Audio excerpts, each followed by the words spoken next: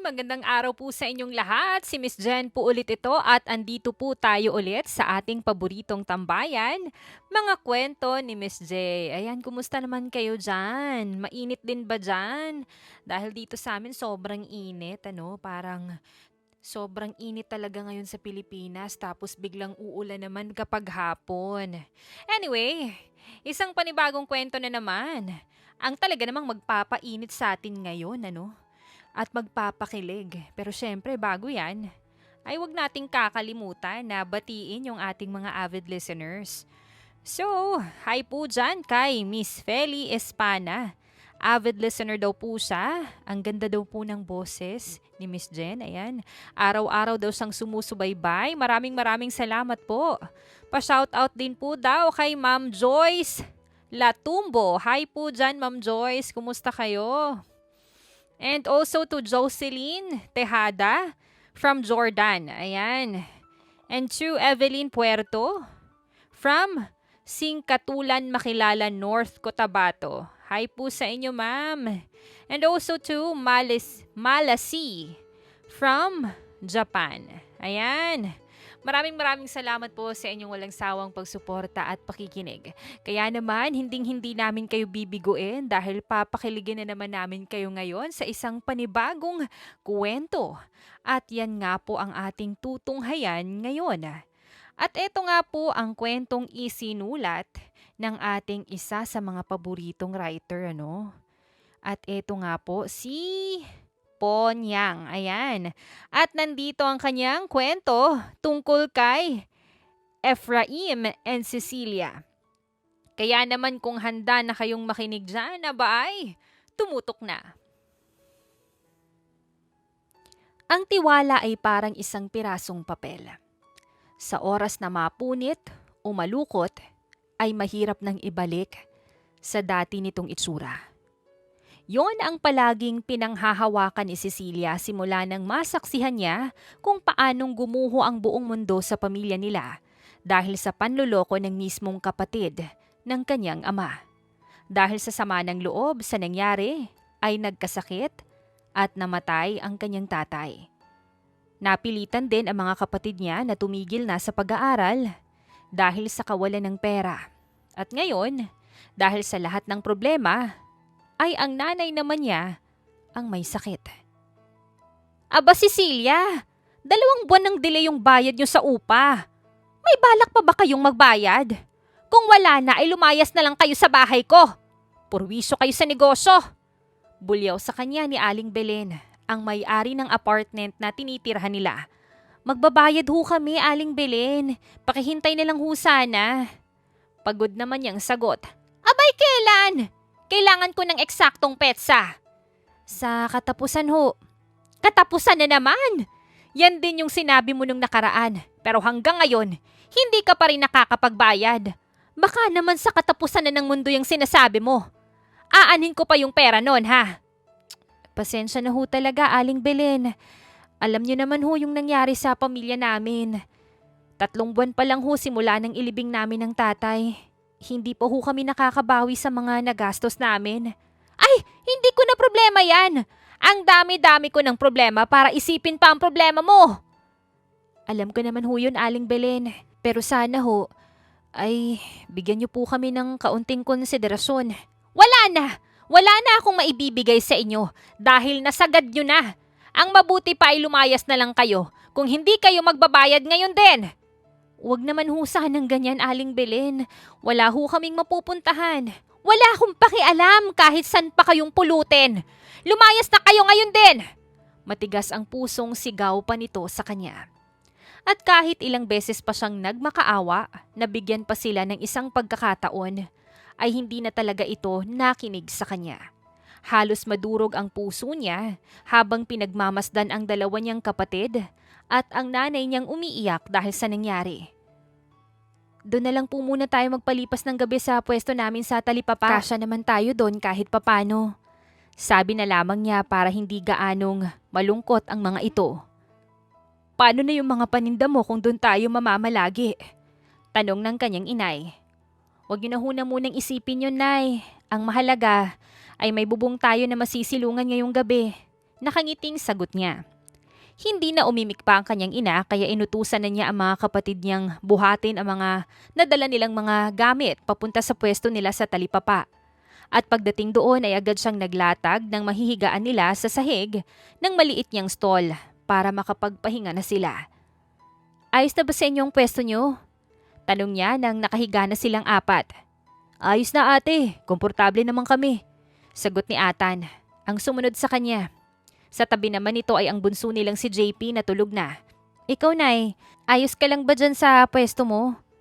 Baling niya rin sa nanay niya na nasa maliit na papag na pahingahan niya tuwing pagkatapos niyang magtinda. Ayos din ako anak, wag mo na akong intindihin dito at magpahinga na tayo. Sagot pa nito. Tumango naman siya at malungkot na napangiti. Lihim siyang napapaluha sa kalagayan nila.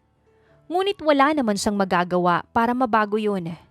Nananalangin na lamang siya na magkaroon pa ng awa ang Panginoon para sa kanila at bigyan sila ng isang himala na babago sa buhay nilang pamilya. Sa kabilang banda naman ay hindi mapigilan ni Efraim ang mapakunot ang noo habang dinig ang usapan ng mga katabi niyang pwesto sa talipapa. Umagang-umaga pa lang ay si Cecilia na naman kasi ang pinag-uusapan ng mga ito. Pinalayas na ni Aling Belen dahil lang buwan nang hindi nagbabayad ng upa ng bahay.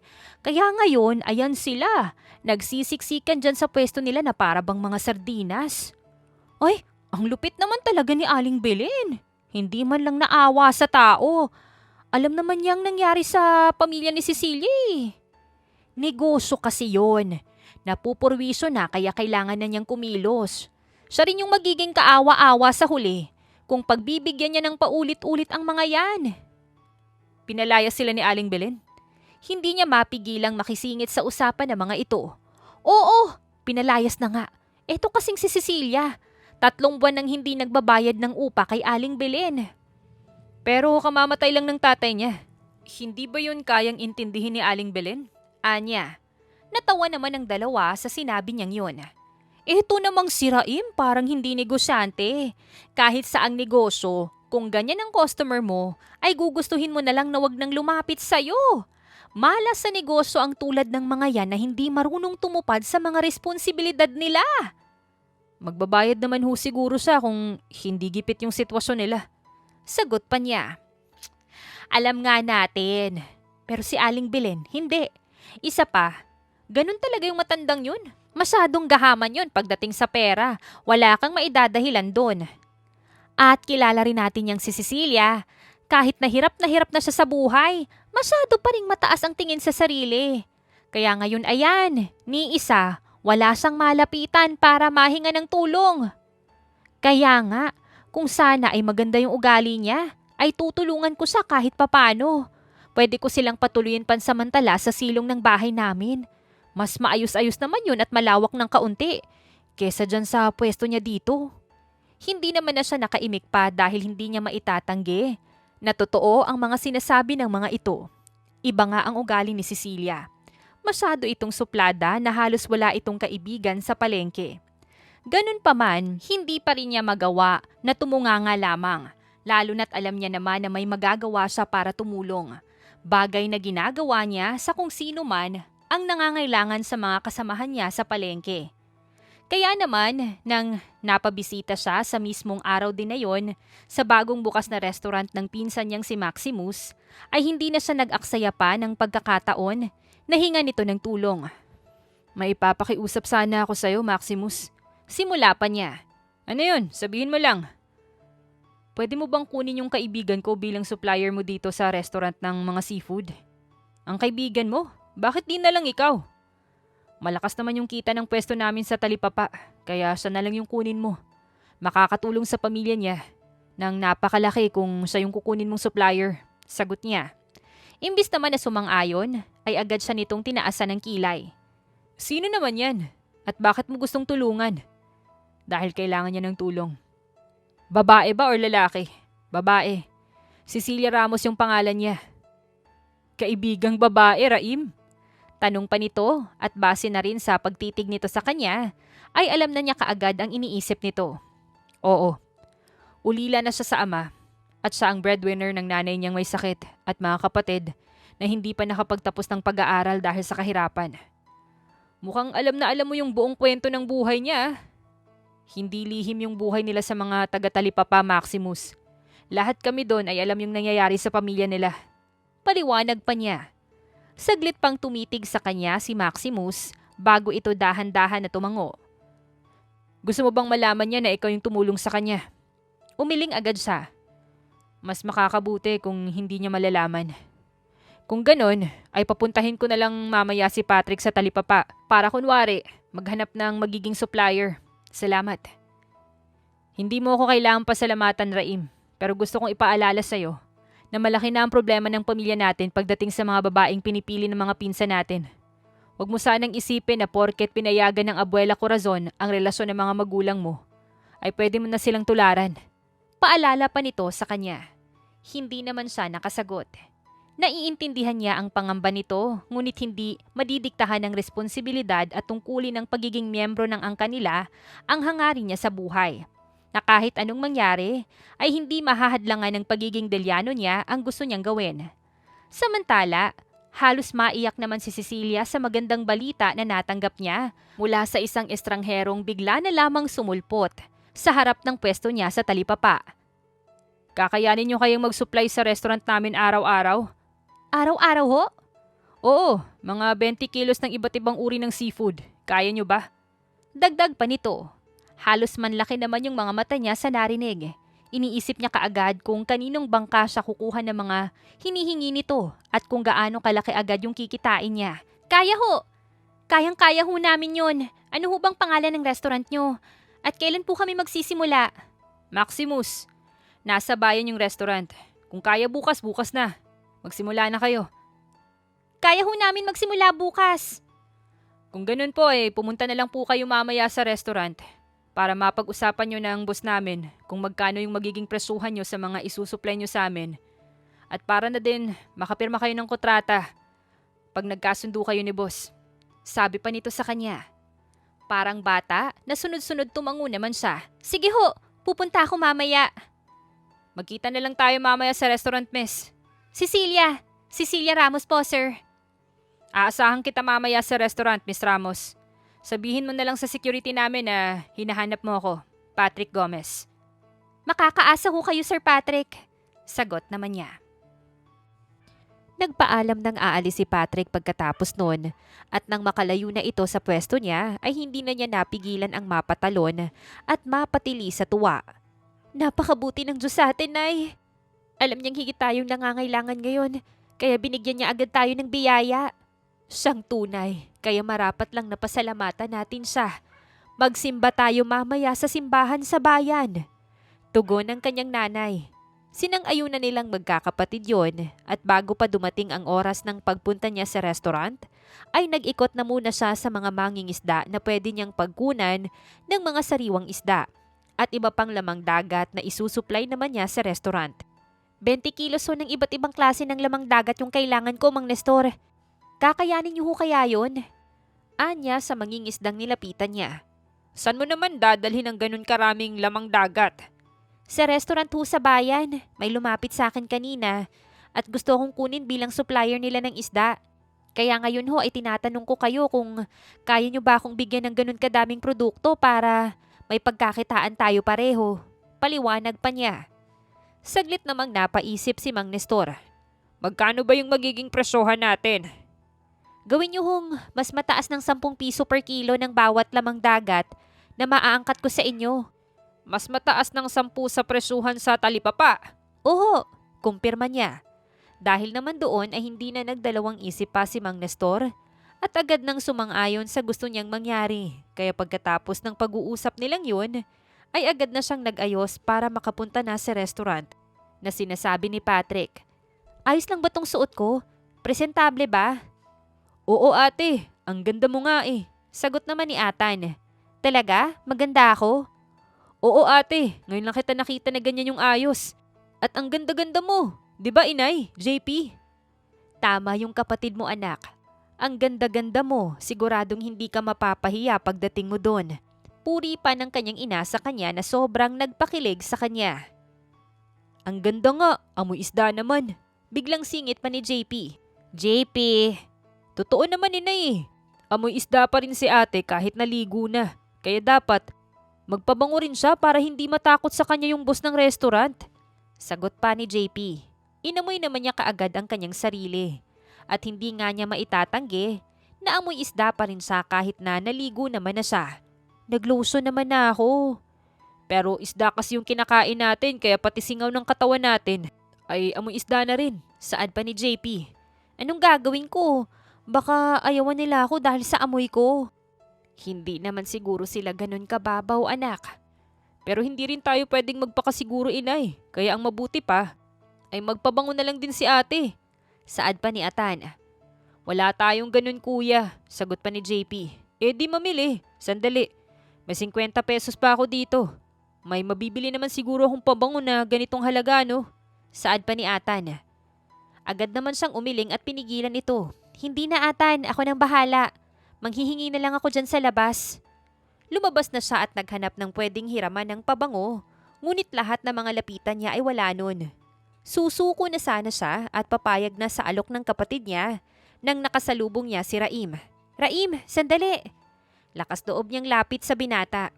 Hindi sila close nito at wala siyang balak na makipaglapit kay Raim. Dahil bukod sa maraming babae na ang nakadikit sa binata, ay kakumpetensya niya ito sa pagtitinda. Sadyang nangangailangan ng talaga siya ngayon, kaya ito yung lalapitan niya. Bakit? Hihingi sana ako sa'yo ng pabor, kung ayos lang. Ano bang pabor yan? May pabango ka ba dyan? May kikitain kasi ako mamaya sa bayan.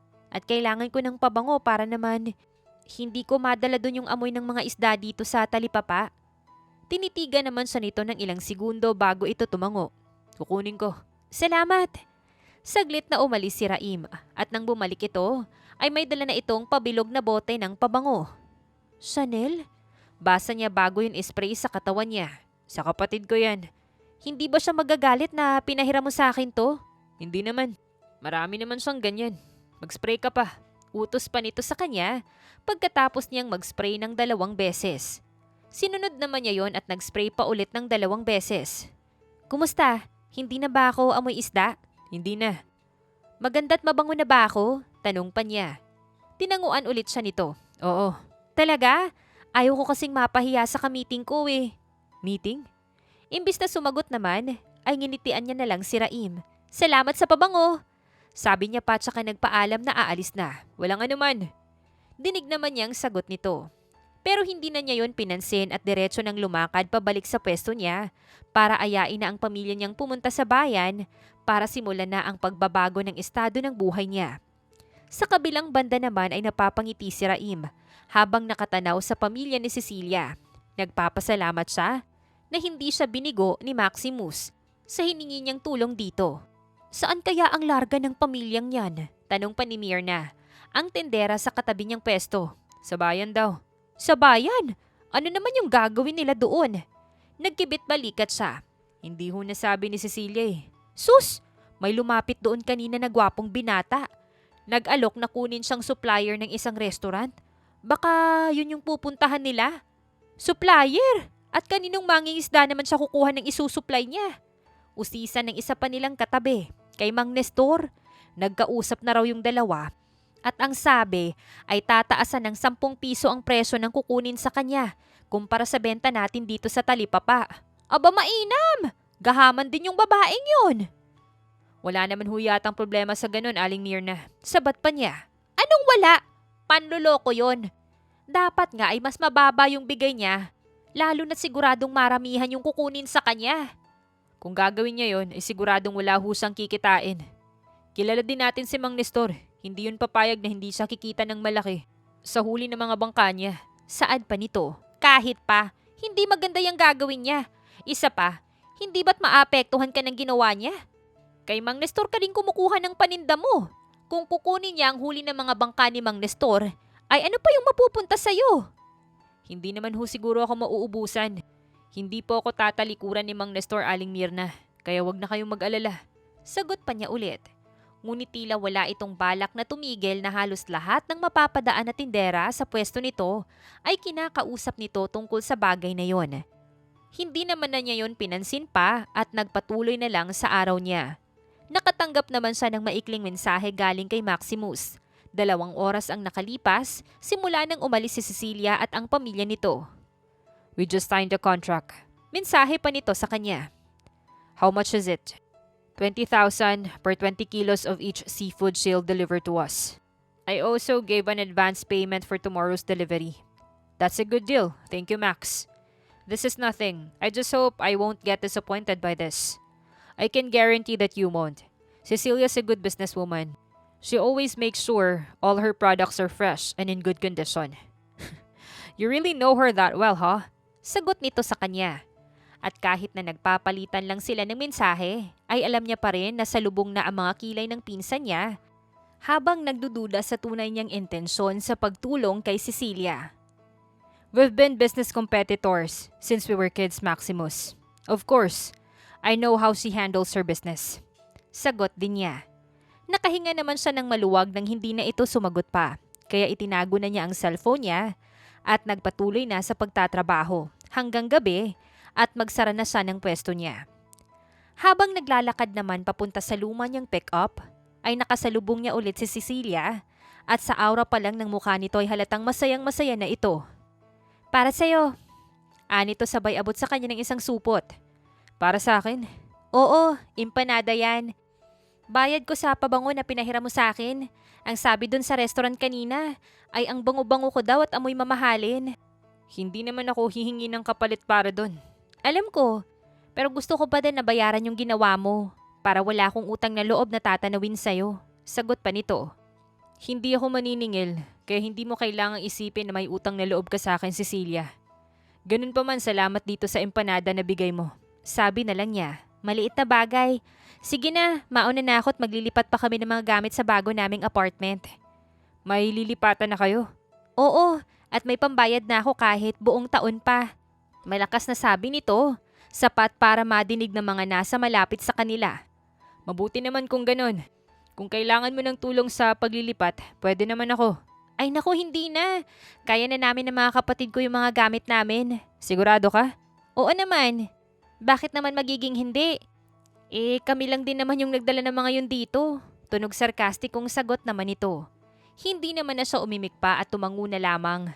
Hinayaan niya na rin na umalis ito para magawa na nito ang mga dapat nitong gawin. Habang siya naman ay dumiretso na sa kanyang sasakyan para makauwi na rin. Pagdating naman sa bahay nila ay agad siyang sinalubong ng kapatid niyang si Linya. May sinabi sa akin si Kuya Max, kuya. Wala yon. Wala? Pero pinahiram mo si Cecilia na yon ng pabango ko? Ang Chanel ko? Nangangailangan siya at saktong ako yung nandun para hingan niya ng tulong. Hindi ko magawang magdamot, lalo na't may maitutulong naman ako. Sus! Ang sama-sama kaya ng ugali ng babaeng yun. Kaya bakit tinutulungan mo pa siya? At ang sabi pa ni Kuya Max, ay ikaw pa mismo yung nakiusap para tulungan niya yung babaeng yun. Kastigo pa nito sa kanya. Napahugot naman siya ng malalim na hininga at napailing. Ang ingay talaga ni Maximus. Dapat lang na mag-ingay siya para hindi ka magkamali tulad ng mga pinsan natin. Saad pa nito, pero hindi na niya pinansin pa. Wala siyang planong makipagtalo, lalo na't umpisa pa lang. Ay alam na niya kung ano ang gusto niya. Samantala, napakagaan na ng puso ni Cecilia ngayong pinagmamasdan niya ang kanyang ina at mga kapatid na komportable sa bago nilang apartment. Hindi niya akalain na ang lahat ng luhang naubos niya nung nakaraang gabi lang ay papawiin agad ng kaligayahan na nararamdaman niya ngayon. Mag-enroll na kaya ulit kayo, Atan? Kakasimula pa lang naman ang klase. Pwede pa siguro kayong makahabol. Anya nang maalala ang tungkol sa pag-aaral ng mga kapatid niya. Kaya na ba natin, ate? Alangan namang tanong ni Atan. Oo, kayang-kaya na. Hindi nyo na kailangan pang mag-isip. Hindi na tayo mawawalan at mauubusan simula ngayon. Pero nasa grade 7 yung mga dati kong kaklase, ate. Tapos ako naiwan sa grade 6. Saad pa ni JP. Ayos lang yun, JP. 1 taon lang naman eh. Makakahabol ka pa rin sa kanila. Sagot niya. Pagtatawanan nila ako, ate. Ano naman kung tatawanan ka nila? Yun lang yung magagawa nila, JP. Kaya hindi mo sila dapat pansinin. Pangaral pa ng nanay nila. Tama ang inay, JP. Hindi mo kailangang pansinin ang opinyon ng ibang tao. Dahil hindi ka naman nun matutulungan. Ang intindihin mo na lang ay ang pagpapaunlad sa sarili mo. Sang-ayon naman niya. Dahil naman sa mga sinabi nilang yon ay hindi na nagdalawang isip pa ang mga kapatid niya na magbalik sa pag-aaral. Kaya kinabukasan ay agad niyang sinamahan ang mga ito para makapag-enroll na sa eskwelahan. Grade 6 si JP habang grade 9 naman si Atan. Galingan nyo ha! Huwag niyong kalimutan ang lahat ng hirap na dinanas natin. Gawin yung motibasyon ng mga yon para magsumikap sa pag-aaral. Nang sa ganon ay magbago yung takbo ng buhay niyo sa hinaharap. Paalala niya sa mga ito bago niya iwan ito sa eskwelahan.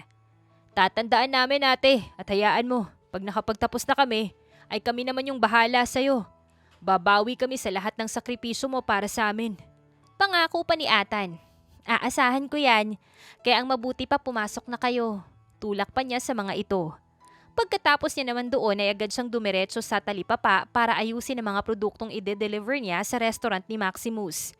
Sinigurado niyang sakto ang kilo ng mga yon, lalong-lalo na ang kalidad ng bawat isa. Ayaw niyang mapahiya at mawala ang pagkakataon na yun sa kanya nang dahil lang sa naging pabaya siya. Eto na ho yung bayad, Mang Nestor. Bukas po ulit ha. Makakaasa ka, Cecilia. Hindi pa man nahuhulay, nakabukod na agad yung para sa'yo. At lahat yon ay sariwa at magandang kalidad. Sagot ni Mang Nestor habang binibilang ang perang bigay niya. Mabuti naman ho kung ganon. Ayoko hong masira tayo sa may-ari ng restaurant, Mang Nestor. Malaking pera ho yung mawawala sa atin pag nangyari yon. Wala kang dapat ipag-alala dahil sisiguraduhin ko na yayaman tayong dalawa dito sa negosyong ginagawa mo. Sagot pa nito. Aasahan ko ho yan, Mang Nestor. Sige na ho, i-deliver ko na yung mga to sa restaurant. Saad naman niya saka umalis na, dala ang mga naangkat niya. Pagdating naman sa restaurant, ay saglit lang na tinignan ng kitchen staff ng restaurant ang mga dala niya tapos ay binayaran na rin siya agad. Yun naman yung magiging puhunan niya sa kinabukasan. Galing naman doon ay agad siyang dumiretso sa talipapa para magbukas ng kanyang pwesto. Nang matapos naman na siya sa pag-aayos, ay nakaupo na rin siya sa wakas at agad na nahagip ng paningin niya ang pwesto ni Raim. Halos mapatalo naman siya sa kanyang kinauupuan nang bigla na lamang itong lumitaw sa kanyang paningin. Nakatitig pa sa kanya na tila nagtatanong kung ano yung tinitignan niya sa pwesto nito. Imbis naman na umiwas ay nagtaas pa siya ng kilay at umirap. Titingin-tingin mo dyan. Mataray pa niyang bukang bibig. At kahit na malayo ay alam niyang naiintindihan yun ni Raim dahil bigla itong napangisi at nagtaas din ng kilay sa kanya. Dukutin ko kaya yung mata mo dyan. Saad niya pa ulit. Wala akong ginagawa. Nakatitig ka. Ikaw yung nauna. Anong ako? Filingero. Pabulong na singhal pa niya dito. Tuluyan na nga itong natawa at napailing pa. Tawa ka pa dyan. Sungal-ngaling ko yung bibig mo eh. Anya, malakas na ang boses para marinig nito. Imbis naman na sumagot ay nagkibit-balikat na lang sa kanya si Raim, saka itinaas sa kanya ang hawak nitong buko juice. Tila ba inaalok siya. Pero hindi niya na yon pinansin at muli niya itong inirapan. Hindi naman mapigilan ni Raim ang mapangiti kahit na masamang ugali na naman ang pinapakita sa kanya ni Cecilia. Na kahit hindi na naman niya alam ang nagawa niyang mali. Ang taray talaga.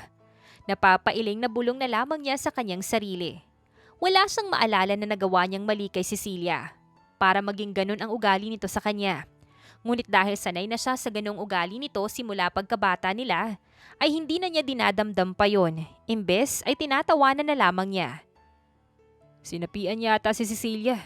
Kanina pa umiikot yung mga mata niya. Bulong sa kanya ni Tisoy, isa rin sa mga kababata nila.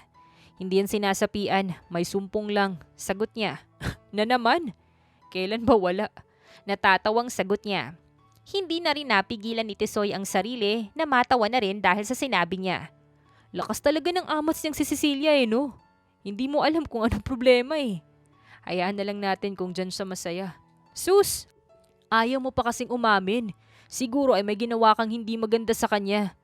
Wala akong ginawang masama sa kanya, Tisoy. Isa pa, paano ako makakagawa kung malayo pa lang ako binabato na ako ng malakutsilyo niyang tingin? Baka naman crush ka niya kaya ganyan. Imposible yan, Tisoy. Mas malaki pa yung posibilidad na may nagawa akong mali nang hindi ko alam kaysa dyan sa sinasabi mo. Malay mo naman, Raim. Sa ganda mong lalaki na yan.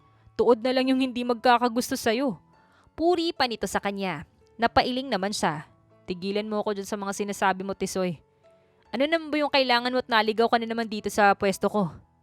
Yun nga, Raim. Hihiram sana ako sa'yo ng polo. May date kasi kami ni Jessa at gusto ko sana maging presentable kahit sa araw lang na yun. Magdi-date kayo ni Jessa? Pumayag sa makapag-date sa'yo? Grabe ka naman sa akin, Raim. Para mo na ring sinabi na himala yung nangyari. Parang gano'n naman talaga yung nangyari. Hindi sa nilalait kita Pero si Jessa yun, Tisoy. Kung si Cecilia ay masama yung ugali, yung si Jessa naman ay parang yelo na nagkaroon ng katawang tao. Kaya talagang himala na napapayag mo siyang makipag-date sa'yo. Proud nang umisi naman ito sa kanya. Siyempre, ako na to, tol. Walang kahit sino ang makakatanggi sa akin. Kayang-kaya kong painitin kahit yung pinakamalamig na tao sa buong mundo. Ang yabang mo talaga. Hindi ako nagyayabang, Raim. Totoo yung sinasabi ko. Tignan mo nga at napapayag ko si Jessa na makipag-date sa akin. Sa susunod ay siguradong papayag na rin yun na maging girlfriend ko. Pagyayabang pa nito lalo. Mangyari na lang sana. Sang-ayon na lamang niya. Mangyayari yun. Hintayin mo lang. At pag nangyari na yun, ay mangingisay ka na lang sa inggit sa akin. Bakit naman ako maiinggit? Dahil may girlfriend na ako at ikaw wala pa rin hanggang ngayon. Nakangising na pailing naman siya sa narinig. Wala namang nakakainggit dyan sa sinasabi mo, Tisoy. Kunwari ka pa. Alam ko naman na tuwing gabi ay nagpapantasya ka rin na sana ay may babae kang nakakalandian. Oh, huwag mong sabihin hindi o wala ha. Bading lang yung hindi gumagawa ng ganyan, Raim. Kaya kung sasabihin mo sa akin na hindi ka nagpapantasya ng babae, ay maniniwala na ako sa mga sabi-sabi na bading ka. Sabi-sabi? Pinag-iisipan nila ako ng ganyan?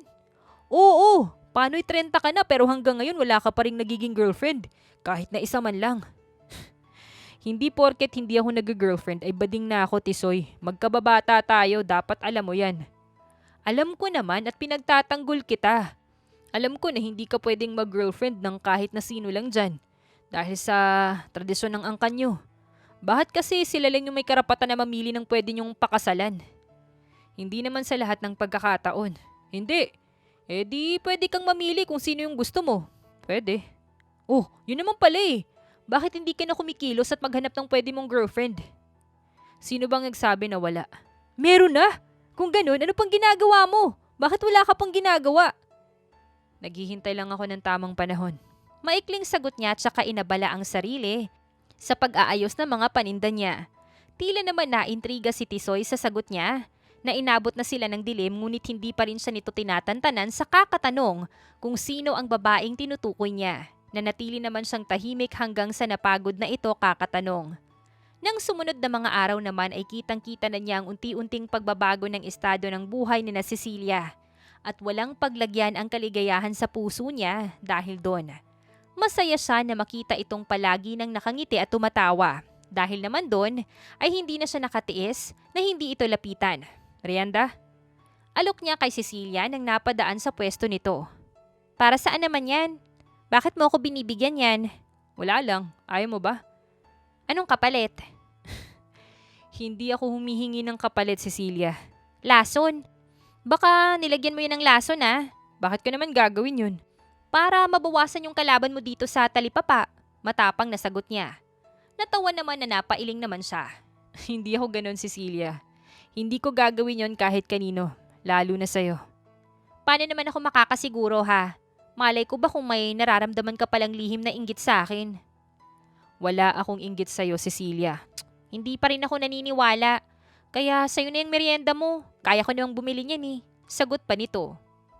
Wala naman na siyang nagawa kundi hayaan na lamang ito. Bumalik na lang siya sa pwesto niya at doon kinain ang kanyang biniling merienda. Habang panay naman ang irap ni Cecilia sa kanya mula sa pwesto nito. Samantala, hindi naman maiwasan na magduda si Cecilia sa ugaling pinapakita sa kanya ni Raim. Alam niyang mabait, ngunit hindi pa rin niya maiwasan na mag-isip ng hindi maganda lalo na't bigla na lamang itong naging vulgar. Akala niya ata mauuto niya ako. Pwes, nagkakamali siya. Anya. Ngunit kung inaakala niya na yun na yung una at huling beses na papakitaan siya ng ganong ugali ni Raim, ay nagkakamali siya dahil ilang beses pa yung naulit. Ano na naman? Tanong niya agad nang makita itong papalapit sa kanya. Agad naman itong umisi. Wala pa naman akong sinasabi. Pero alam ko na agad na may pakay ka kaya ano na naman yun? Wala. Gusto na kitang bigyan nito. Alok nito sa kanya nang dala nitong box ng isang mamahaling cake. Ano naman yung gagawin ko dyan? Kakainin? Malamang, alam ko. Ikaw may pagkapilosopo ka na rin. Tanggapin mo na lang kasi. Lagi mo na lang tinatanggihan yung mga bigay ko sa'yo. Bakit mo kasi ako binibigyan yan ha? Anong plano mo? Wala nga akong plano. Isa pa, dati naman akong namimigay ng merienda. Hindi mo lang tinatanggap doon pa man. Sagot pa nito. Natahimik naman siya. Tama naman ito. Mahilig na talaga itong mamigay ng mga kung ano-ano at sadyang mataas lang talaga yung pride niya para tumanggap ng kahit na ano na binibigay nito. Hindi naman kasi kita iboboto kung tatakbo kang kapitan ng barangay. Kaya hindi mo ko kailangang utuin. Hindi ako tatakbo at lalong hindi kita inuuto, Cecilia. Gusto ko lang talagang magbigay, mag-share ng blessings. Sagot pa ulit nito. Di ikaw na yung mayaman at maraming blessing. Sagot na lang din niya at saka hinablot ang binigay nito sa kanya. Alam niyang mayaman ang pamilyang pinanggalingan ni Raim, dahilan kung bakit noon pa lang ay galit na siya dito. Dahil sa isip niya ay bakit kailangan pa nitong makiagaw sa sana'y kikitain nilang mga taga-talipapa kung ipinanganak naman itong maraming pera. Ngunit ngayon nakitang-kita niya kung paano itong magmalasakit sa kanya, ay hindi niya maiwasan na makaramdam ng kakaiba sa kanyang dibdib. Pakiramdam niya na matagal na niyang binaon sa pinakasulok ng puso niya.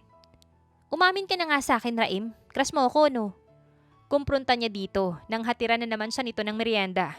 Ang feeling mo naman, Cecilia. Dinalhan ka lang ng merienda, feeling mo agad may gusto na sa'yo itong si Raim. FYI lang no, hindi lang ikaw yung binigyan niya, lahat ng taga-talipapa. Sagot pa ni Tisoy. Tisoy.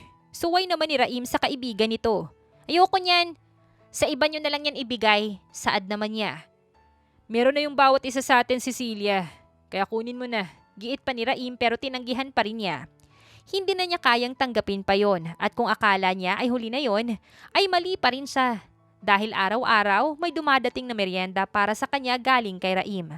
At kahit na ayaw niyang mag-isip ng kung ano para hindi na siya mapahiya ulit, ay hindi pa rin niya yon maiwasan. Lalo na't hindi na lang pagkain ang natatanggap niya galing kay Raim. May regalo na rin tulad ng pabango na ayon kay Chona ay mamahalin daw. Gaga ka, Cecilia. Hindi ka pwedeng mag-isip ng kung ano-ano. At bawal kang mahulog sa lalaking yun. Masasaktan ka lang. Pangaral niya sa sarili nang alam niyang hindi na niya mapigilan ang sarili. Subalit tila nasa panig niya ang tadhana dahil agad siya nitong binigyan ng dahilan para layuan si Raim. Napaawang na lamang ang labi niya nang makita niya ang suot nitong mamahaling damit at ayos pang mayaman. Ngunit hindi yun ang higit niyang kinagulat, kundi ang sino ang katabi nito at kausap. Katabi nito si Maximus Diliano, ang may-ari ng restaurant na sinusuplayan niya. We shouldn't be discussing that matter here, Maximus. Dinig niyang sabi pa ni Raim. Seryoso ito at malamig ang pagkakasabi nun. Unang pagkakataon pa lang niyang marinig ito na magsalita ng Ingles. At hindi niya alam kung bakit ngunit bigla na lamang siyang nakaramdam ng kilabot dahil doon. Why not? This is a serious matter, Ephraim. She has her parents, Maximus. Why would you even bother yourself when her parents don't even care what she does in her life? Our cousin is confused, Raim. Giit pa ni Maximus. Natutop naman niya ang kanyang bibig sa narinig. Hindi niya akalain na magpinsan ang mga ito. Alam niyang mayaman yung pamilya ni Raim, ngunit hindi niya naman akalain na ang mismong pinakamayamang angkan sa probinsya nila ang kinabibilangan nito.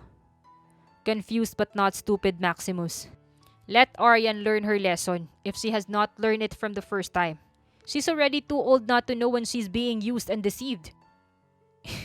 And if until now, she still can't figure which is which, then she's really stupid. Mas malamig na sagot ni Raim. Napailing naman si Maximo sa kanyang narinig. I can't believe you. Let her learn. Hindi na natapos pa ni Raim ang sasabihin pa sana nito nang bigla itong napasulyap sa kinatatayuan niya. Para naman siyang nakuryente nang magtama ang kanilang paningin na agad siyang tumalikod at mabilis na lumakad papalayo. Halos takbuhin na niya ang daan palabas ng venue, ngunit bago pa man niya yun nagawa, ay nahabol na siya ni Raim. Cecilia! Bitawan mo ko, Raim. Sandali lang naman, magpapaliwanag ako. At ano naman yung ipapaliwanag mo, ha? Na magkakilala kayo ng may-ari ng restaurant na sinusuplayan ko?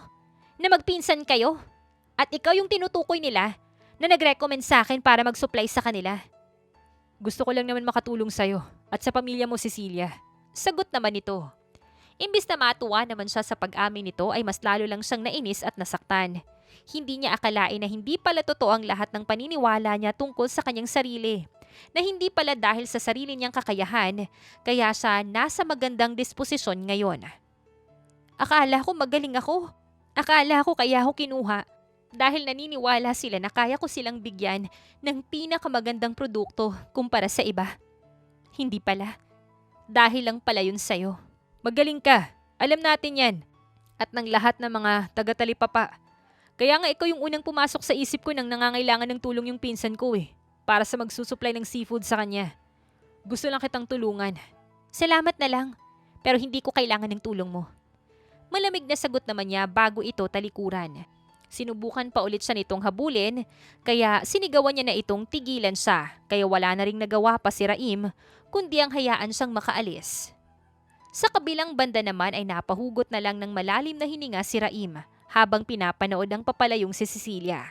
Wala siyang intensyon na malaman na nito ang ginagawa niya, lalo na't alam niyang ganun nga yung magiging reaksyon nito. Ang sama talaga ng ugali ng babaeng yan, siya na nga tong tinulungan sa patong mataray. Saad pa ni Tisoy pagkatapos na nitong piliting sabihin kung bakit balisa siya na ilang araw nang hindi nagpapakita si Cecilia. Naiintindihan ko naman siya, kahit naman siguro sino ay magagalit kung mapanghihimasukan yung personal nilang buhay. Hindi naman panghihimasok yung ginawa mo, Raim, tulong yun. Nagmagandang loob ka na tulungan siya para gumaan naman yung bigat na pinapasa niya sa buhay. At nangyari nga yun, gumanda ang takbo ng buhay ng pamilya niya at dahil yun sa'yo. Kaya bakit imbis na magpasalamat, galit pa siya? Kilala naman natin si Cecilia, Tisoy.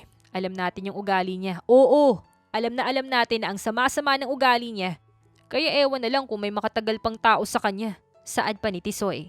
Hindi naman na siya umimik pa at napailing na lamang. Ilang araw naman ang lumipas, ngunit hindi pa rin nagbubukas ng pwesto niya si Cecilia. Dahilan para hindi na niya maiwasan ang hindi mapakali dahil alam niyang dahil yon sa kanya. Umaangkat pa naman daw sa kanya si Cecilia, sabi ni Mang Nestor. Balita sa kanya ni Tisoy. May kontrata siya sa restaurant, kaya obligado siyang gampanan yun. Saad naman niya. Alam din naman natin na hindi niya kayang bitawan yung restaurant. Yun ang bumubuhay sa pamilya niya, kaya kahit na masama yung loob niya, ay tutuloy pa rin niya yun. Alam mo ba kung saan sila nakatira ngayon? Bakit? Pupuntahan mo siya? Gusto ko lang siya makausap. Ano naman yung sasabihin mo, ha? Hihingi ka na naman ng patawad dahil ginusto mo siyang tulungan. Raim, ikaw na nga tong tumulong tapos ikaw pa tong hihingi ng pasensya. Nahihibang ka na ba? Hindi na siya sumagot pa dahil alam niya na kahit ano pa ang sabihin niya ay hindi pa rin maiintindihan ni Tisoy ang pag-aalala niya para kay Cecilia. Ano, Raim? Bakit ba sobra-sobra yung pag-aalala mo para kay Cecilia? Ang sama-sama naman ng ugali nun. Sabi pa nito. Hindi pa rin siya sumagot at hinayaan na lang itong magsalita ng magsalita hanggang sa mapagod ito. Imbis na diretsong umuwi naman pagkatapos ng mahaba at nakakapagod niyang araw sa talipapa, ay nag-iikot pa siya sa buo nilang barangay para magbakasakali na makita si Cecilia. Ngunit bigo siya kahit pa nakailang ikot na siya at inabot na ng dilim. Kinabukasan naman ay sa restaurant naman siya nagbakasakali.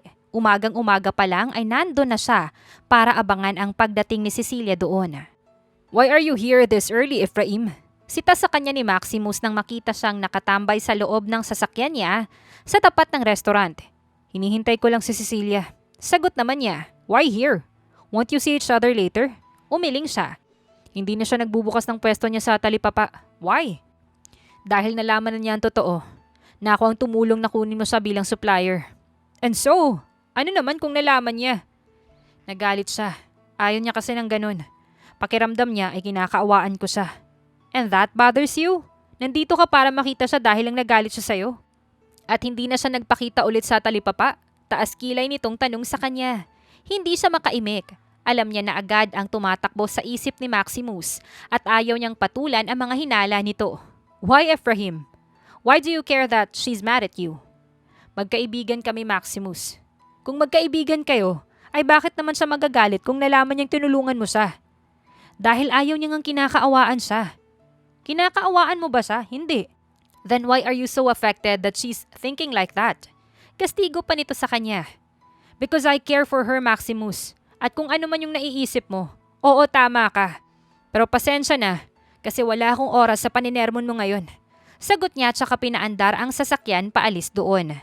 Dahil doon ay wala na siyang pagkakataon pa para hintayin pa si Cecilia doon kaya dumiretso na lang siya sa talipapa para simulan ang araw niya kahit na hindi niya alam kung magagawa niya yon ng maayos. Subalit kung nabigusang makita si Cecilia, hindi naman ang kapatid nitong si JP. Kaya naman hindi na niya sinayang pa ang pagkakataon na yon at agad niyang inalok ang bata na maihatid ito pa uwi na hindi naman ito tinanggihan. Sumakay ka na, hatid na kita. Talaga?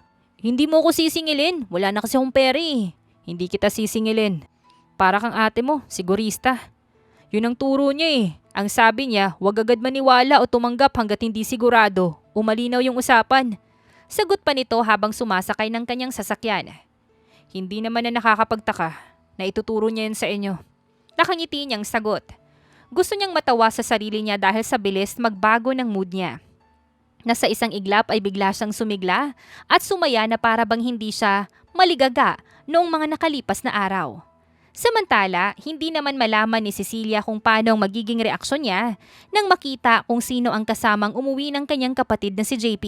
Anong ginagawa mo dito?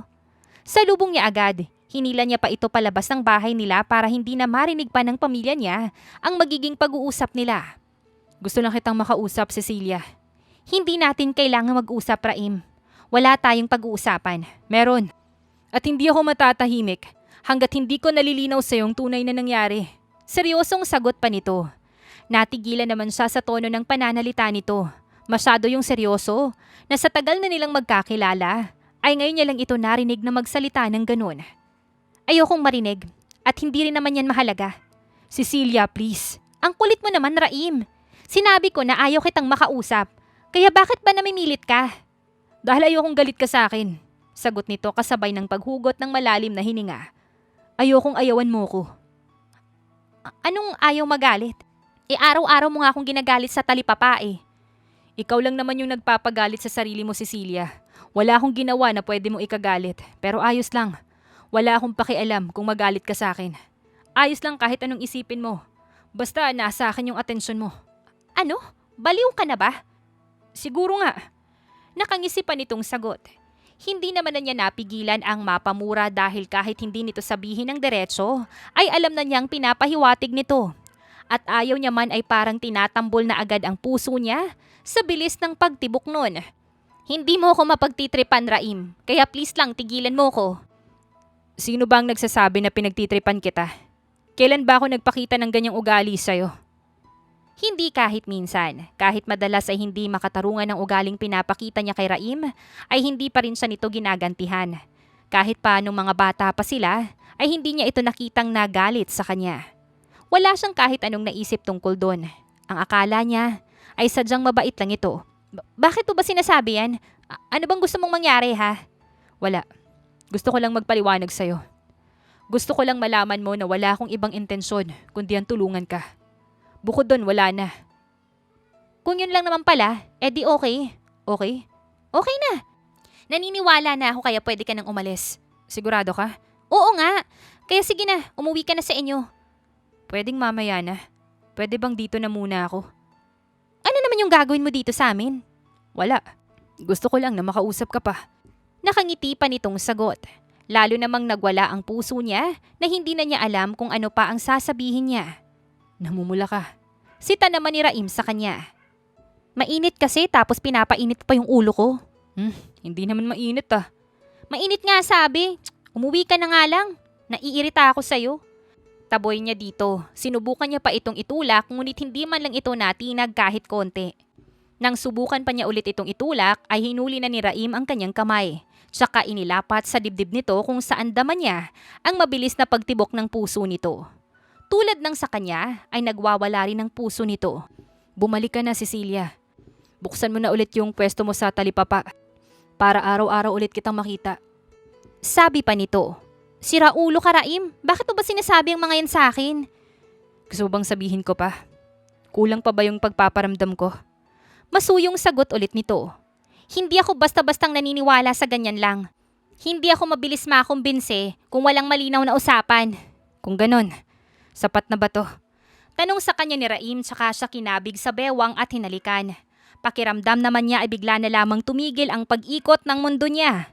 Sa isang iglap, pakiramdam niya ay nasa ibang dimensyon na siya, na wala na siyang ibang nagawa kundi ang tugunan ang bawat hagod ng labi nito sa kanyang labi. Gusto kita, Cecilia. Gustong gusto kita. Bulong pa sa kanya ni Raim pagkatapos ng halikan nilang dalawa. Nakasandal pa ang noo nito sa kanyang noo at pareho pa silang hinihingal. Sa kabilang banda, hindi naman mapigilang mapangiti ng malawak ni Raim habang nasa mga bisig pa rin niya si Cecilia. Wala sa plano niyang umamin sa nararamdaman niya, lalo na't hindi pa ito handa para sa ganong sitwasyon. Ngunit pagkatapos ng nangyari ay hindi na niya kaya pang maghintay. Ayaw na niyang magsayang pa ng oras. Galit dapat ako sa'yo. Hahalikan na lang ulit kita para hindi ka na magalit sa akin. Nakangising sagot niya. Agad naman siyang sinamaan ng tingin ni Cecilia. Biro lang. Huwag ka nang magalit sa akin. Sige ka. Hahalikan ulit kita. Natatawang banta pa niya. Aba, sumusobra ka na ah. Hindi naman kita boyfriend kaya bakit hahalikan mo na naman ako? Eh di gawin mo na akong boyfriend mo. Boyfriend? Eh hindi ka pa nga nanliligaw sa akin eh. Liligawan kita kung ganun. Maligayang sagot naman niya tsaka ito niyakap. May nanliligaw ba na nangyayakap at nang hahalik na kaagad? Ako. Natatawang sagot niya pa tsaka ito niyakap ng mahigpit. Ang gaan-gaan sa pakiramdam niya. Hindi niya akalain na ganun lang yun kadali. Nataliwas sa kanyang inaakala ang magiging reaksyon ni Cecilia. Dahil kung alam niya lang ay matagal na siyang umamin sa dalaga. Mahal kita, Cecilia. Simula ng mga bata pa lang tayo. Saad niya pa. Marahan naman siyang itinulak nito papalayo para magpantay ang kanilang tingin. Kung noon mo pa ako mahal, bakit ngayon ka lang umamin? Dahil alam kong hindi ka pa handa. Ayoko makagulo sa'yo at sa mga pangarap mo. Paano mo naman nasabi na makakagulo ka lang sa akin? Bakit? Hindi ba? Kung umamin ba ako nun sa'yo, sasagutin mo ako? Hahayaan mo kong mahalin ka? Siguro, pero mamahalin mo pa rin ba ako kahit na ang gulo-gulo ng buhay ko? Kahit na parang walang direksyon na mapupuntahan yung kinabukasan ko? Tingin mo ba ay papayag ako na maranasan mo pang mga yon? Hindi ko hahayaan na pagdaanan mo ang mga yon, Cecilia. Sisiguraduhin ko na kahit isang paghihirap ay hindi mo maranasan. Hindi naman yata pwede yon, Raim. Pwede yon, akong bahala. Gagawin ko ang lahat. Maging maganda lang yung buhay mo. Sagot nito. Hindi naman na muling umangal pa si Cecilia. Imbes ay tumugon pa sa halik niya. Hala, bakit naghahalikan? Biglang saad pa ni JP sa kanilang dalawa. Mabilis naman silang humiwalay sa isa't isa. Hindi, JP! Inay! Ang ate nakikipaghalikan kay Kuya Raim! Sigaw pa nito dahilan para sumilip nga sa kanilang inay at isa pang kapatid ni Cecilia na si Atan. Magandang gabi ho, Aling Marta. Atan, bati niya sa dalawa. Magandang gabi rin sa iyo, Raim. Ano yung sinabi ni JP? Saad ni Aling Marta. Nililigawan ko po si Cecilia, Aling Marta. Sana po ay ayos lang sa inyo. Sagot naman niya. Nanliligaw pero hinahalikan mo na agad yung ate ko. Kastigo pa ni Atan. Atan! Saway agad ni Cecilia sa kapatid. Hindi na siya nanliligaw. Boyfriend ko na siya. Kami na ni Raim. Saad ni Cecilia. Nagulat siya sa narinig ngunit tila mas gulat ang pamilya nito. Hindi makapaniwala ang mga ito na pwede silang magkagustuhan, na magugustuhan niya si Cecilia. Ganun pa man, hindi man makapaniwala ay hindi pa rin sila tinutulan pa ng mga ito at nagbilin lang na wag niyang sasaktan si Cecilia. Bata pa lang ho kami, mahal ko na po si Cecilia, Aling Martha. Kaya wala ho kayong dapat ipag-alala, hindi ko po siya sasaktan. Pangako, para mawala ang agam-agam na mga ito. Akala ko ba'y liligawan na muna kita? Nakangisi niyang tanong kay Cecilia. Nahuli na nga tayong naghahalikan.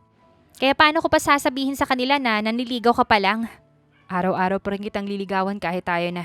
Aba dapat lang. Hindi porket boyfriend na kita ay hindi mo nagagawin ang mga pangako mo. Dapat patunayan mo pa rin yung sarili mo sa akin. Huwag kang mag-alala. Dahil hanggang sa maging mag-asawa na tayo ay liligawan pa rin kita. Hindi ako titigil na iparamdam sa'yo kung gaano kita kamahal. Kahit pa tumanda na tayo at maging ugod-ugod na. Pangako niya pa ulit. Ang aga mo namang mangarap ng ganyan, Raim. Hindi pa nga lumilipas yung isang oras simula nang maging tayo. Kasal at pagtanda na agad yung nasa isip mo. Nagkibit balikat naman si Raim. Dahil wala akong ibang nakikitang patutunguhan natin, kundi doon. Ang aga-aga pa para dyan, Raim. Alam ko. Pero yun naman talaga yung nasa isip ko eh. Hindi na umimik pa si Cecilia at tumitig na lamang sa kanya. At kahit na wala itong sabihin ay kitang-kita naman niya sa mga mata nito ang mga bagay na hindi na nito kaya pang sabihin. Sige na, uwi na ako. Babalik ka na ba sa Talipapa bukas? Oo. Kung gano'n ay dadaanan kita dito bukas ng umaga para sabay na tayong pumunta doon. Magdi-deliver pa ako sa restaurant bukas ng umaga. Sasamahan kita. Hindi na, Raim. Maaabala lang kita eh. Hindi ka abala, Cecilia. At boyfriend mo na ako kaya responsibilidad ko nang ihatid at sunduin ka sa lahat ng lakad mo. Ikaw ang bahala kung ganon. Sagot na lamang ni Cecilia. Yun nga ang ginawa niya kinabukasan at na mga sumunod pang araw. Madilim pa lang ay sinusundo na niya si Cecilia para samahan itong mag-deliver ng mga sinusupply nito sa restaurant ng pinsan niyang si Maximus. Akala ko ba hinding-hindi mo to gagawin, Efraim? Akala ko rin yun. Seryoso ako, Efraim. Sa tingin mo ako hindi.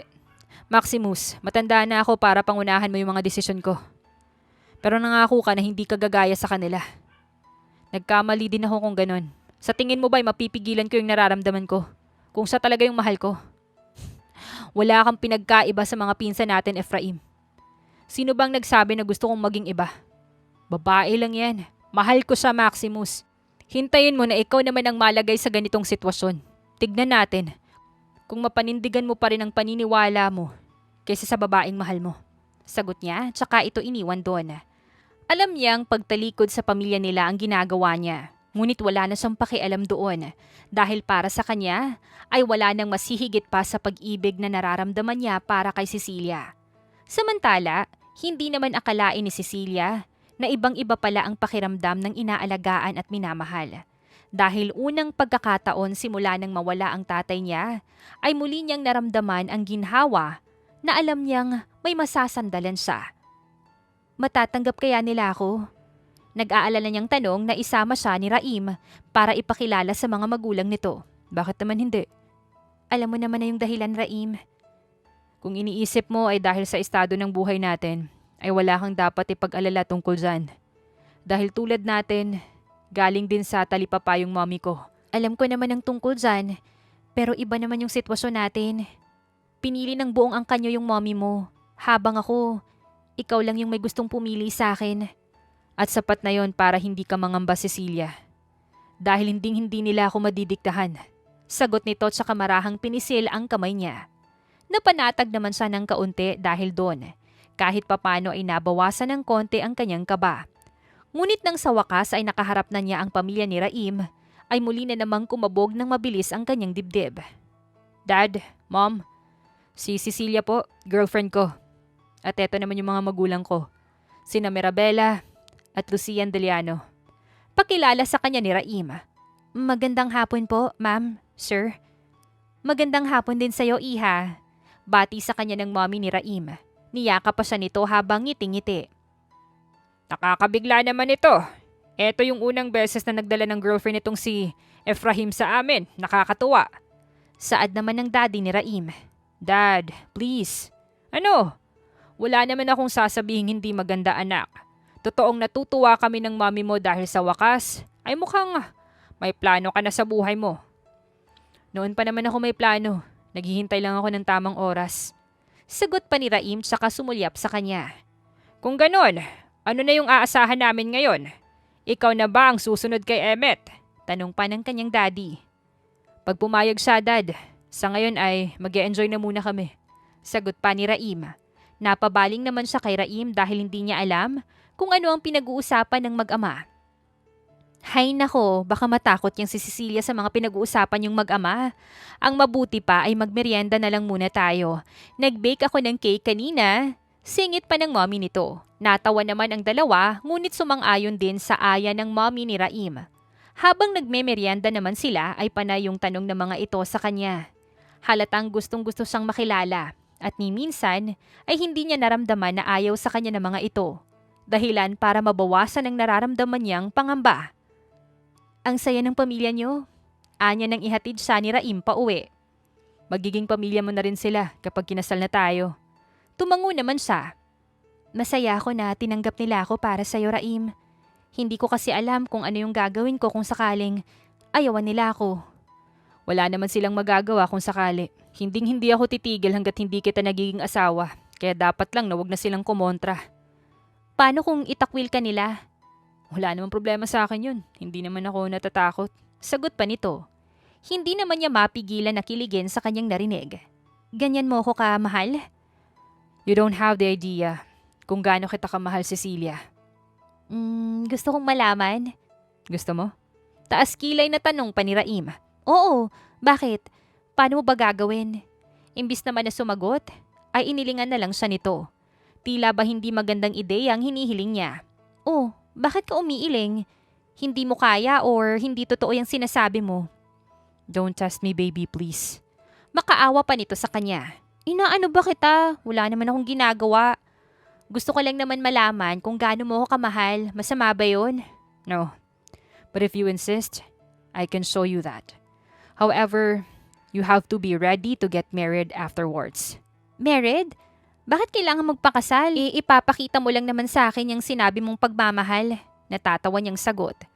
Ngunit tila gusto na niyang pagsisihan na namilit pa siya kay Raim dahil bigla na lamang itong lumiko sa daan na hindi pamilyar sa kanya. At huminto ito sa parking lot ng isang condominium building at halos magwala ang puso niya. Anong gagawin natin dito? Tanong niya. I'll show you what you're asking for. Ha? Lito niyang tanong. Halos mapatili pa siya ng buhati na lang siya nito, palabas ng sasakyan hanggang sa elevator at sa loob ng isang unit. Kaninong unit to? Ours. Ours? Anong ours, Raim? This is where we will live together after we get married. Sagot nito tsaka sa siniil ng halik. Masyadong mapusok ang mga halik na yon sa kanya ni Raim, na wala na siyang nagawa kundi ang tugunan yon sa abot ng kanyang makakaya. At nang umabot na sila sa puntong wala na silang suot na dalawa na kahit ano, at nakikita na niya ang kabuuan ni Raim, ay pakiramdam niya bigla siyang na heat stroke. Alam naman niya na maganda ang pangangatawan nito, ngunit hindi niya naman inaasahan na mas maganda pala itong tignan pag wala na itong suot na kahit na ano. Na lalaking lalaki ito pag nasa ganong sitwasyon. Masaya ka ba sa nakikita mo? Nakangising tanong ni Raim sa kanya nang makita ang paninitig niya sa katawan nito. Napalunok naman siya at saka dahan-dahan na itinaas ang kamay para ituro ang pagkalalaki nito. Kasya ba yan sa akin? Pagkasyahin natin. Pagkasyahin? Pakiramdam niya ay lalo lang uminit ang pakiramdam niya. Natawa naman si Raim sa kanyang reaksyon. Pinataka na siya ng halik sa labi ni Raim. Mabilis na patak lang yun nung una, ngunit nang muling lumapat ang labi nito sa kanya, ay naging agresibo at mapanghanap na agad yun. Wala naman siyang nagawa kundi ang magpadala na lang sa mga ginagawa nito. Lalo na't unang lapat pa lang ng labi nito sa kanya, ay agad nang lumipad ang kaluluwa niya paalis ng kanyang katawan. I love you, Cecilia. Bulong pa sa kanya nito na lalong nakapagpawala sa kanyang wisyo. Hindi na niya nasundan pa ang mga sumunod na nangyari dahil wala na siyang ibang naging reaksyon pa kundi ang panay-ungol at daing na lang sa bawat haplos at halik sa kanya ni Raim. Pagkatapos naman nun ay ibang-iba na ang pakiramdam niya sa kanyang sarili. Pakiramdam niya ay babaeng-babae siya. Mag-isip ka na kung kailan mo gustong magpakasal. Malambing na bulong sa kanya ni Raim. Hindi ba masyadong mabilis, Raim? Kailangan ba na magtagal na muna tayo bago magpakasal? Hindi naman. Pero ano na lang yung sasabihin ng pamilya mo? O ng mga nakakilala sa atin? Baka isipin nila ginayuma kita. Bakit mo naman iisipin yung sasabihin ng ibang tao? Hindi naman yun maiiwasan, Raim. Kilala mo naman yung mga tao sa paligid natin. Sigurado kung mag-iisip sila ng hindi maganda tungkol sa atin. Lalo na sa akin. Wala akong pakialam sa kung ano man yung sasabihin nila. Wala silang alam sa relasyon natin, kaya hindi natin kailangan na magpaapekto sa kanila. Ang importante ay yung tayo, yung pagmamahal natin para sa isa't isa. Pangaral pa nito sa kanya. Hindi naman na siya umimik pa at tumango na lang dahil alam naman niyang tama ang sinasabi nito. Tulad naman ng sinabi nito ay talagang hindi na siya nito hinayaan pa na magdahilan para hindi sila maikasal na dalawa. At kahit na paulit-ulit niyang sinasabi na simpleng kasal lang ang kanyang gusto, ay hindi pa rin ito pumayag. Engrandeng kasal ang binigay nito sa kanya, na ni kahit sa panaginip ay hindi niya inakala na matatanggap niya. Hindi yata dumalo si Sir Maximus. Tanong niya pagkatapos ng kasal nila. Huwag mo nalang pansinin yung isang yun. Bakit? May problema ba kayong dalawa? Wala naman. Huwag na muna nating isipin ng ibang tao. Unang gabi natin to bilang mag-asawa. Kaya ang isa't isa na muna yung isipin at atupagin natin. Alam ko na yung pinapahiwatig mo eh. Baka mabuntis agad ako niyan. Natawa naman ito. Normal lang naman na gawin natin yun dahil mag-asawa na tayo ngayon. At ayaw mo bang magkaroon na tayo ng anak? Gusto. Kaya lang hindi pa natin nasusulit yung isa't isa. Gusto ko sana na tayong dalawa na muna. Mag-enjoy na muna tayo na tayong dalawa lang muna. Nakangusong sagot niya. Ganun ba? Sige, kung ganun. Hindi na muna tayo mag-aanak hanggat hindi mo pa ako nasusulit. Hahayaan na muna kita na mag-enjoy sa akin. Nakangising sagot pa ni Raim. Napairap siya at bahagyang napailing dahil may kayabangan ang pagkakasabi nito noon. At hindi pa man siya nakakasagot, ay bigla na lamang siyang siniil ng halik nito. At gaya ng nangyari, ay natunaw na naman ang anumang balak niyang pagtutol at kusa siyang napadaing sa mga sandaling yun. I love you, Ephraim. Bulong niya nang saglit itong humiwalay sa kanya para humugot ng hininga. Dahil naman doon ay natigilan si Raim. Alam niyang hindi niya madalas sambitin ang mga salitang yun.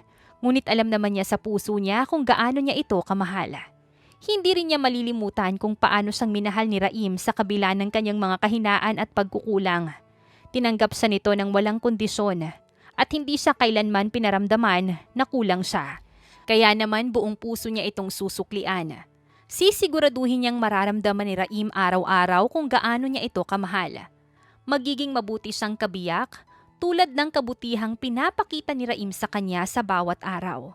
At pagdating ng panahon, kapag nabuo na ang pamilyang pinapangarap nila, gagawin din niya ang lahat upang maging isang mapagmahal at huwarang ina sa kanilang mga anak.